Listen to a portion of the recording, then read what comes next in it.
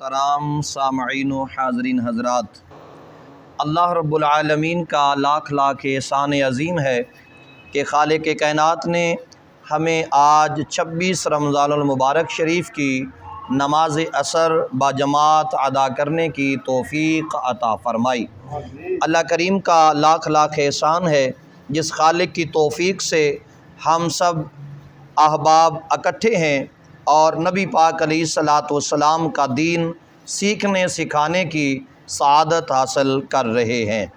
آج کی یہ جو آیات بینات تلاوت کرنے کا شرف حاصل کیا ہے، ان کا تعلق آج کی خاص رات کے ساتھ ہے، اور مناسب ہے کہ اس رات کے آنے سے پہلے اس رات کی فضیلت اور اس کا مقام و مرتبہ آپ احباب تک عرض کیا جائے، تاکہ یہ رات سستی غفلت میں نہ گزرے بلکہ بیداری کے عالم میں اللہ رسول کی بارگاہ میں عجز و نیاز کے ساتھ حاضری لگواتے ہوئے گزرے۔ رب العالمین خالق کائنات نے ارشاد فرمایا، بے شک ہم نے اس کو اتارا ہے شب قدر میں، اور آپ کچھ جانتے ہیں کہ شب قدر کیا ہے؟ شب قدر بہتر ہے 1000 مہینوں سے۔ محترم حضرات، یہ اللہ کا قرآن ہے جس کا ایک ایک حرف ہمارے لیے برکت کا، نجات کا ذریعہ اور سبب ہے۔ رب العالمین خالق کائنات نے ارشاد فرمایا، ہم نے بے شک اتارا ہے اس کو اس خاص رات کے اندر، شب قدر کے اندر۔ کس کو اتارا؟ علماء فرماتے ہیں کہ اس سے مراد قرآن ہے، یعنی خالق کائنات نے قرآن کا نزول اس رات میں فرمایا ہے۔ اور اللہ ارشاد فرما رہا ہے کہ آپ کچھ جانتے ہیں کہ یہ شب قدر کیا ہے؟ تو پھر ساتھ ہی خود اللہ ارشاد فرما رہا ہے کہ یہ وہ عظیم رات ہے جو 1000 مہینوں سے افضل ہے، 1000 مہینوں سے بہتر ہے۔ کیا انداز ہے رب ذوالجلال کا سمجھانے کا! خود ہی سوال کیا، پھر خود ہی اس کا جواب عطا فرما دیا، اور ہمارے لیے بہت بڑی مشکل کو آسان فرما دیا۔ اب آئیے، یہ آیات بینات نازل کیوں ہوئیں، ان کی وجہ کیا ہے، غرض و غایت کیا ہے، تو آئیے اس کے متعلق سماعت فرمائیے۔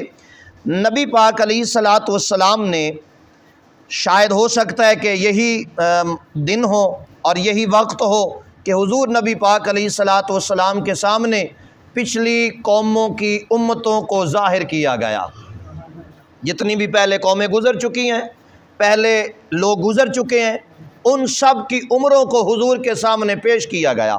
نبی پاک علیہ الصلاۃ والسلام نے ان کی عمروں کو دیکھا، کوئی 1100 سال، کوئی 1500 سال، کوئی 1200 سال، کوئی 800 سال، 300 سال تک جس کی عمر ہوتی اسے تو لوگ بچہ کہتے تھے۔ 300 سال تک عمر ہے، لوگ اسے بچہ کہہ رہے ہیں۔ اتنی بڑی عمریں، اتنی لمبی عمریں، جب حضور نبی پاک علیہ الصلاۃ والسلام نے ان کی عمروں کو دیکھا نا، تو پھر عرض کی، مولا اب میری امت کی جو عمر ہے وہ تو بہت کم ہے، ان کی عمریں بڑی ہیں تو ان کے اعمال بھی زیادہ ہوں گے۔ میری امت کی جب عمریں کم ہیں تو وہ تو بیچارے اعمال بھی کم کر سکیں گے۔ تو یہ بات حضور کے ذہن میں آئی، اور اللہ نے جبریل کو فرمایا، جبریل جا میرے محبوب کے دربار میں قرآن لے جا۔ یہ ہے اس سورہ مبارکہ کے شان نزول کا پس منظر کہ اس لیے اس سورت کو نازل کیا گیا، اور جناب جبریل امین نے آ کر رسول پاک کی خدمت میں عرض کی، یا سیدی یا رسول اللہ، انا انزلناہ فی لیلۃ القدر وما ادراک ما لیلۃ القدر لیلۃ القدر خیر من الف شہر۔ اللہ رب العالمین خالق کائنات نے ارشاد فرمایا، بے شک ہم نے اتارا ہے شب قدر میں اس کو، اور آپ کچھ جانتے ہیں یہ شب قدر کیا ہے؟ اے محبوب آپ پریشان نہ ہو، ہم نے آپ کی امت کو اس زندگی کے اندر ہر سال میں ایک رات ایسی عطا فرما دی ہے جو ان کے 1000 مہینوں کی عبادت سے بھی بہتر اور اعلیٰ اور افضل ہے۔ تو وہ رات یہ ہے جو ابھی آنے والی ہے، کچھ ہی لمحات کے بعد، کچھ ہی گھڑیوں کے بعد یہ رات سایہ فگن ہونے والی ہے۔ اور یہ قرآن جو ہے یہ فرشتے یا کسی انسان کا کلام نہیں ہے، نہ ان میں سے کسی ایک فرد یا کسی بھی ایک بندے کی یہ تصنیف نہیں ہے، اس کو اتارنے والا اللہ ہے۔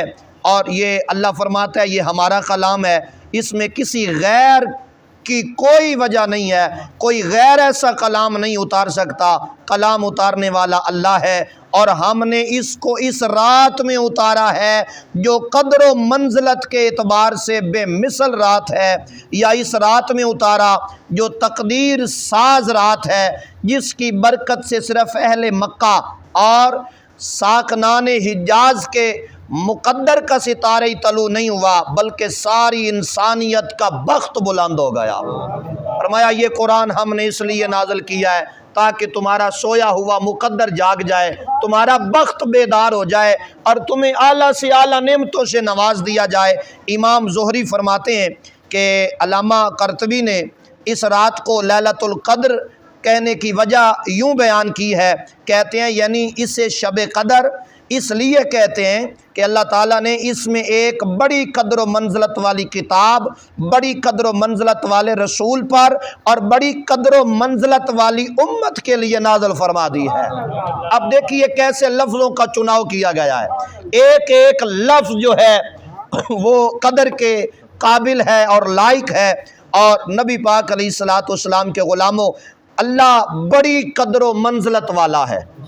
اس نے کتاب اتاری تو قدر و منزلت والی، جس رسول پر نازل کی وہ بھی قدر و منزلت والا، اور جس امت کو دی وہ بھی قدر و منزلت والی، یہ سارے اپنے اپنے مقام پر عزت و شان اور توقیر والے۔